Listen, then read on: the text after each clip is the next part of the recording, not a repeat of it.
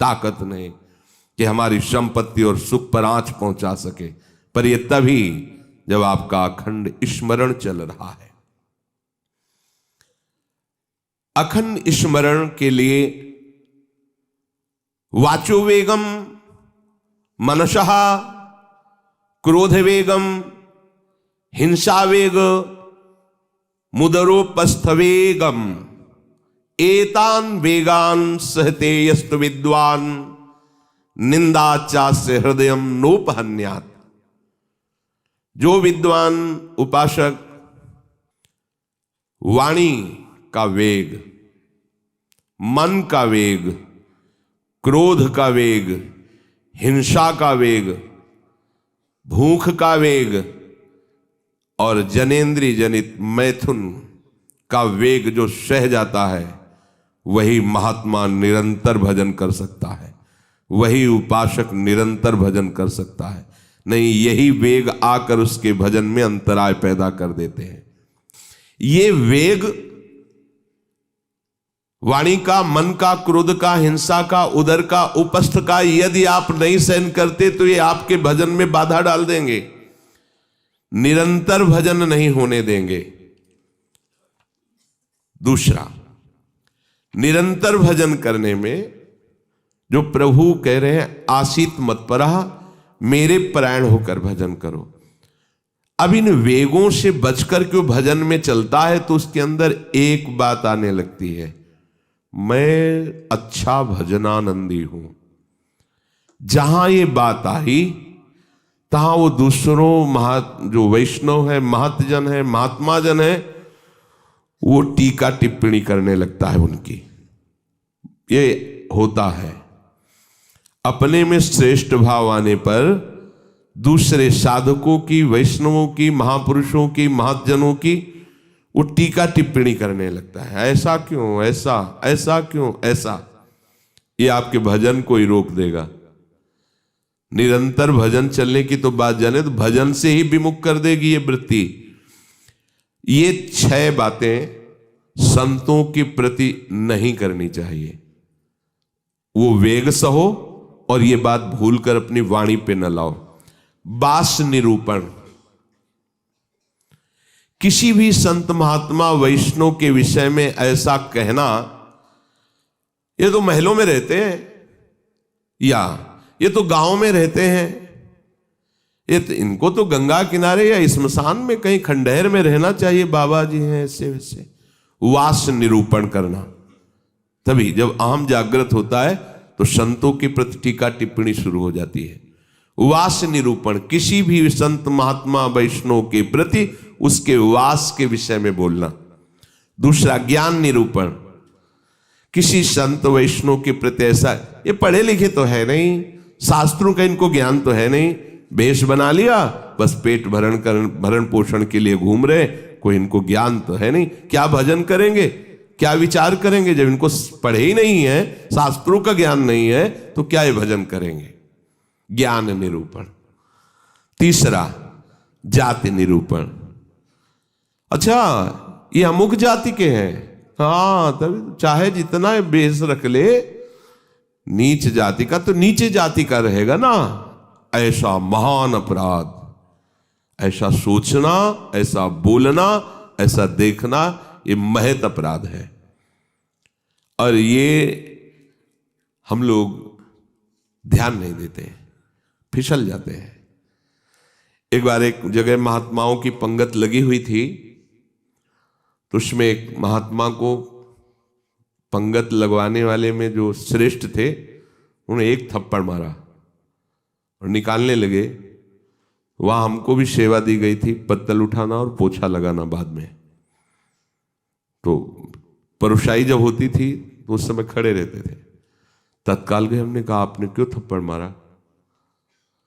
तो उन्होंने जाति निरूपण किया कि इस जाति का है, तुम नहीं जानते हो, और ये साधुओं की पंगत में बैठा है, उनका आचार्य परंपरा का तिलक लगाए हुए है और भेष धारण किए हुए है। आप आचार्य परंपरा की प्रधानता रखते हैं या जाति की प्रधानता रखते हैं? वो महात्मा अश्रु प्रवाह करने लगे कि क्या मेरे को भगवान का भजन करने का अधिकार नहीं है? क्या मेरे को भगवत प्रसाद पाने का अधिकार नहीं है? जब हमें गुरु ने वस्त्र दिया है, भेष दिया है, तो हम संतों की सभा में उन्हीं की आज्ञा से बैठे हैं। वैसे हम इस योग्य नहीं हैं, पर बैठे हैं। उनकी दैन्यता देखकर तत्काल उनको हृदय से लगाया और उनसे कहा कि दोबारा ऐसी गलती ना हो। ये क्या मर्यादा है वेश के ऊपर? और उनके चरण पकड़े, एक बार इनको क्षमा करके आप बैठ जाइए, आप प्रसाद पा लीजिए। उस समय भागवती का आवेश में बोले, उनकी सामर्थ्य नहीं हुई दोबारा उनको, वो प्रसाद पा के निकले, मन में ठान लिया कि झोला उठाओ और भागो यहां से। नहीं, जहां संत का अपमान हो वहां नहीं टिकना चाहिए। तो भूल हो जाती है। राजसूय यज्ञ में भगवान ब्रह्मा से लेकर के सब ईश्वर कोटि के महापुरुष पधारे थे, जिसमें स्वयं सर्वेश्वर भगवान श्री कृष्ण विराजमान थे। और उस पवित्रता का क्या वर्णन करना, जहां साक्षात धर्मराज विराजमान है वहां अपवित्रता का प्रवेश नहीं हो सकता। लेकिन यज्ञ की पूर्णता नहीं हुई थी। यज्ञ की पूर्णता सुपच वाल्मीकि के चरण धोकर रसोई में पवाने से हुई थी।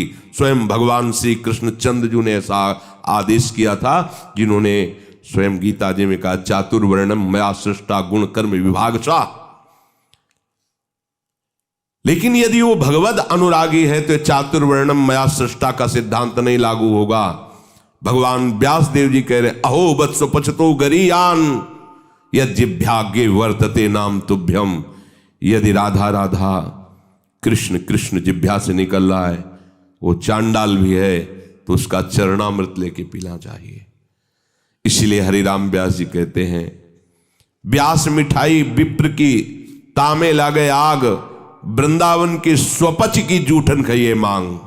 व्यास रसिक तेई बड़े ब्रजते अनत न जाए, वृंदावन की स्वपच लो जूठन मांगे खाएं। ये जाति निरूपण संत के प्रति करना महत अपराध है। और ये जब जाति का अभिमान बना हुआ है तो भगवत दासत्व का अभिमान कैसे आ सकता है? किसी भी मार्ग में हो, आगे चल करके सब लय हो जाता है। ये देहाभिमान के अंतर्गत आता है। देह ही तो जन्मी है जाति में, ये स्वरूपाभिमान थोड़ी है, ये देहाभिमान ही है। इसलिए वैष्णव के सबके एक ही गोत्र हैं, अच्युत गोत्र। अपने सब रसिकों के एक ही गोत्र है, हरिवंश गोत्र। अगर हम जाति पक्ष में चले जाएंगे तो भगवत पक्ष से हट जाएंगे। तहां जाति कुल नहीं विचार, कौन सुत्तम कौन गंवार, सार भजन हरिवंश को। और या रस मगन मिटे भवत्रास, सुनहु रसिक हरिवंश विलास, श्री हरिवंश गाय। कहीं भी प्रकट हुआ हो किसी भी कुल में, और वो जब आचार्य के शरणागत हो जाता है, आचार्य परंपरा से, तो अभेद हो जाता है। सुने प्रपन्न जेब है, अभद्र सर्व के गए, तिन्हें मिले प्रसन्न हुए, न जाति भेद मानिए न जाति भेद मानिए। उनको देख करके कहना चाहे, सुभाग हमारे अहोभाग्य आपके दर्शन हुए, आप पधारिए, आप विराजिए। और जैसे अपने पूज्य जनों का स्वागत किया जाता है, ऐसे मन में भी नहीं आना चाहिए कि ये अमुक जाति का संत है, इसके पैर कैसे छुएं, इसका चरणामृत के। अगर ऐसा तो आपका भजन बाधित हो जाएगा। जाति निरूपण, यही गलती हो गई थी दंडकारण्य के ऋषियों से श्री माता सबरी के प्रति। एक तो स्त्री जाति और दूसरी भीलनी। कैसे हम महाब्रह्म ऋषियों के बीच में बड़े बड़े कीड़ा पड़ गए थे, सरोवर के जल का प्रयोग नहीं कर सकते थे, सब अशांत थे। और भगवान श्री राम ने माता सबरी को सौभाग्य दिया, ऐसा जो ब्रह्म ऋषियों को भी नहीं मिला। इसलिए कभी किसी संत के जाति निरूपण न करें। ये बिल्कुल देखो, हम सब प्रभु के अंश हैं। कर्म के अनुसार शरीर में आए, कर्म के अनुसार कुल में जन्मे, लेकिन हमको वो लेके थोड़ी बैठना है। हमको तो अपने प्रीतम के पास जाना है। हम ये कुल कर्म को लेके, जाति धर्म को लेकर के, शरीर को लेकर बैठे रहेंगे तो अगला जन्म निश्चित हो जाएगा। हमें प्रभु के पास जाना है। जो ही ये बात सोचकर आगे बढ़े तो आप केवल प्रभु के हो गए, खत्म खेल। बस सृष्टि चक्र के खेल के लिए है चातुर्वर्णम। भगवत मार्ग में जे ही आरूढ़ हुए तो वो शरीर राग हटा, भगवत अंश हो। जितने ब्रह्मा जी पवित्र हैं उतने तुम्हारा स्वरूप पवित्र है। जो भगवान शंकर का स्वरूप है वही तुम्हारा स्वरूप है। स्वरूप में अंतर नहीं है, अंतर है देह में। स्वरूप तो सबका एक ही है, भगवत स्वरूप है, सब आत्म स्वरूप है। चौथा, वृत्ति निरूपण। किसी महात्मा को देख के कहना है ना हाथ में माला है, हमें खास तो भजनानंदी तो लगते नहीं, पड़े रहते हैं, इधर खाते उधर खाते, भंडारा खाते डोलते हैं। बिल्कुल नहीं। तुम क्या जानो, क्या जानो कौन सी क्या वृत्ति है। एक भजन की ऐसी भी वृत्ति होती है जिसमें माला विक्षेप होता है। भजन में सहायक माला होता है, और एक भजन की ऐसी वृत्ति होती है जिसमें माला विक्षेप होता है। अगर कभी उत्साहपूर्वक ले भी लिया जाए तो 10-5 मिनट से ज्यादा नहीं चलेगा और रख जाएगा। स्वाभाविक छाया हुआ है। अब वहां मन का चलाए तो विक्षेप पड़ रहा है, गिनती करे तो विक्षेप पड़ रहा है, चल रहा है। अब आप क्या जाने, आप माला देख के तो जान जाते हैं कि जप हो रहा है, लेकिन बैठे हैं, टहल रहे हैं, तो आपको लगा खाली टहल रहे हैं। नहीं, ऐसा नहीं। संतों को जानना बड़ा कठिन होता है। एक बार गुरु जी की सेवा में सुकुमारी शरण थे, जे ही लाडली कुंज में प्रवेश हुए तो महाराज जी ने कहा दुर्गंध आ रही। ऐसे देखा और कहा वैष्णव अपराध करके आ रहे हो क्या? तो महाराज जी हम साबुन लगा के नहीं नहाते तो शायद शरीर से दुर्गंध। बोले वो दुर्गंध नहीं, ये वैष्णव अपराध की दुर्गंध है। गुरुदेव ने कहा महाराज जी सावधान रहते हैं, कोई वैष्णव अपराध तो नहीं, हमें महसूस हो रही है। आप पहले वहीं खड़े रहिए, बताइए क्या वैष्णव अपराध किया है। भजन का क्या प्रभाव होता है, बहुत सूक्ष्म है, बहुत सूक्ष्म। महापुरुषों के हृदय से ही पता चलता है ना। प्रारंभ में था तो पंडित बाबा की वाणी पढ़ी तो तन्मयता एकदम पंडित बाबा में हुई। तो दूसरे दिन सेवा में गए तो उन्होंने कहा कि हमारे चिंतन में कृष्ण बलराम आए, तुम्हारे सिवा और किसी का यहाँ आना नहीं है। तुम कहा महाराज जी पंडित बाबा का चरित्र पढ़ रहे तो एकदम उसमें तन्मयता एकदम। बोले हाँ तभी आया चित्त में। तो कितना सूक्ष्म, मतलब ये सबके समझ में की बात। परिक्रमा दे रहे थे जगन्नाथ बाबा की कुटिया, दोपहर में देखा महाराज जी गायब। देखा तो अप्सरा कुंड में ध्यानस्थ एक वृक्ष के नीचे बैठे। महाराज जी वहां से क्यों चले आए? बोले इतनी जोर के गोपाल मंत्र के वहां परमाणु सिद्ध पुरुष थे ना, तो हमें विक्षेप पड़ रहा था निज मंत्र में, इसलिए हट के चले आए। वहीं हम पढ़े, हमें कुछ पता नहीं चल रहा। आपका कितना सूक्ष्म, प्रवेश करते ही कह दिया आप वैष्णव अपराध करके आ रहे हैं, दुर्गंध आ रही। वो हाँ महाराज जी अगर ये वैष्णव अपराध है तो फिर वो एक समोसा बांट रहे थे तो एक संत बार बार समोसा ले और खाते जा रहे थे, फिर लेते जा रहे थे, तो उसने धक्का मारा और दबकाक भगा दिया। तो हमें लगा कि कैसे संत हैं, ये समोसा के लिए बार बार हाथ फैला रहे हैं। तो बोले उनको जानते हो? बोले हाँ प्राय वो दिखाई देते हैं बिहारी जी की गली में। बोले जाओ, महाराज जी ने पैसा दिया 50 रुपये उस समय, अगर जाओ समोसा खरीदो, उनको दो और उनके चरण पकड़ो, उनसे कहो कि आपके प्रति हमारी ऐसी मलिन बुद्धि हो गई थी, आप हमें क्षमा करें, फिर सेवा में आओ। कितना सूक्ष्म है महापुरुषों का सुरक्षा कवच। किसी भी संत के प्रति, वैष्णव के प्रति, ये तो पड़ा रहता है, तो कभी माला नहीं लिए, तो कोई भजन ध्यान करता नहीं, इस प्रकार से उसकी निंदा करना, ये वृत्ति निरूपण है।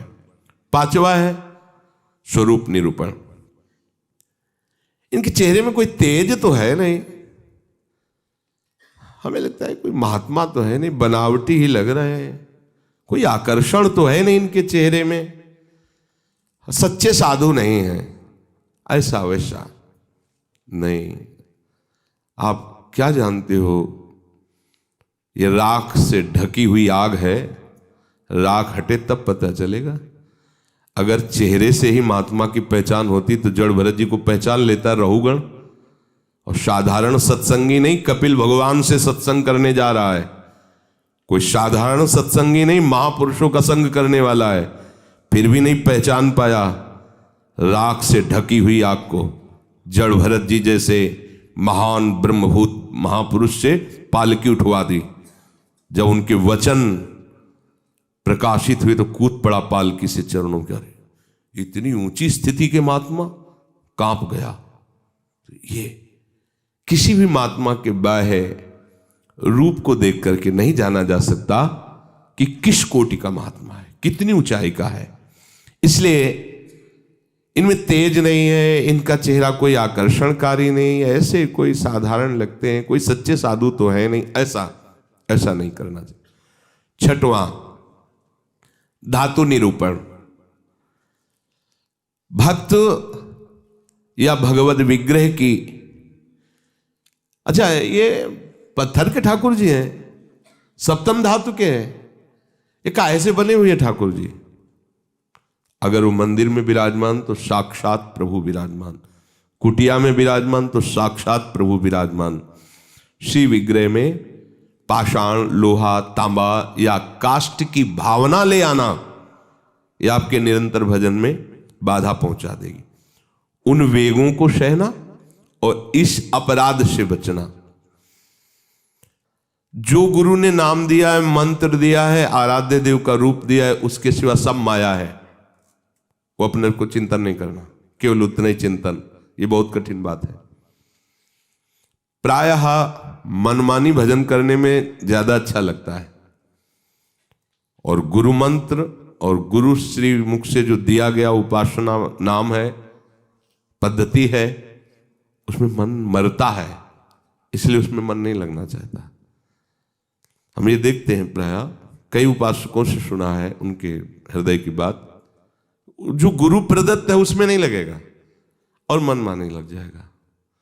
मन ने स्वीकार कर लिया चितम केशवम राम नारायण, ये रटे हम उन्हीं गुरु से पूछ रहे हैं जिन्होंने मंत्र दिया है, नाम दिया, ये हम रटे, तो ये बुरी बात तो है नहीं। भगवान के नाम जपिए, पर बात नहीं बनेगी। जहां बात बननी है वहां मंत्र मूलम गुरु वाक्यम, जो गुरुदेव ने शब्द दिया है, नाम दिया है, मंत्र दिया है, बस होए अनन्य एक व्रत गाए, वही। चाहे जितना मन चंचल हो, जो ऐसी निष्ठा वाला होता है, देर नहीं लगता शांत होने में। पर जिनका है कि छलांग लगाना अच्छा लगता है, थोड़ी देर ये जपा, थोड़ी देर वो जपा, थोड़ी देर वो जपा। अरे भगवान का तो भजन करना है। अभी वो पद्धति को नहीं समझे, अभी रस मार्ग में बहुत दूरी है, अंतराय है। सभी कार्य करते हुए अपने स्वरूप में स्थित रहना। जैसे अपने लोगों का स्वरूप है सहचरी, तो जगने से लेकर शयन तक आपकी स्मृति में रहना चाहिए, मैं श्री जी की सहचरी हूं। भले अनुभव में नहीं आ रहा, आपको सहचरी बप्पू का अनुभव नहीं हो रहा, पर हम हैं, मान लेना है। जैसे अपने को अनुभव नहीं था हम किस कुल में जन्मे हैं, पर माता पिता किसी ने तो सिखाया होगा कि तुम पंडित हो, ब्राह्मण हो, बैठ गया ना दिमाग में। इन्होंने लिखा है क्या ब्राह्मण कहीं, और बैठ गया पंडित घर के जन्म है हमारा। ऐसे ही गुरु ने तुम्हें नया जन्म दिया है, न स्त्री हो, न पुरुष हो, न ब्राह्मण हो, न क्षत्रिय हो, न वैश्य हो, न शूद्र हो, न गृहस्थ हो, न विरक्त हो, क्या हो? श्री जी की प्रिय सखी हो तुम। स्वीकार करो। जैसे माँ ने सिखाया था कि ये तुम्हारे पिता हैं और पिता ब्राह्मण कुल के, तो तुम भी ब्राह्मण कुल के हुए, समझ गए? तुम पंडित की संतान हो तो पंडित ही हुए। ऐसे ही तुम हमारे प्रिया प्रीतम के अंश हो। गुरुदेव ने समझाया तुम प्रिया प्रीतम की प्रिय सखी हो। बस ये दिमाग में तुम लाओ पहले, इसी से स्वरूप जागृत होगा। जो उपासना पद्धति मिली पहले दिमाग में ले आओ। न स्त्री हो, न पुरुष हो, न गृहस्थ हो, न विरक्त हो, न ब्राह्मण हो, न क्षत्रिय हो, न वैश्य हो, न शूद्र हो। तुम क्या हो? तुम प्रियालाल के निज जन हो, तुम प्रियालाल की सहचरी हो, प्रियालाल की प्रिय सखी हो। ये सुबह से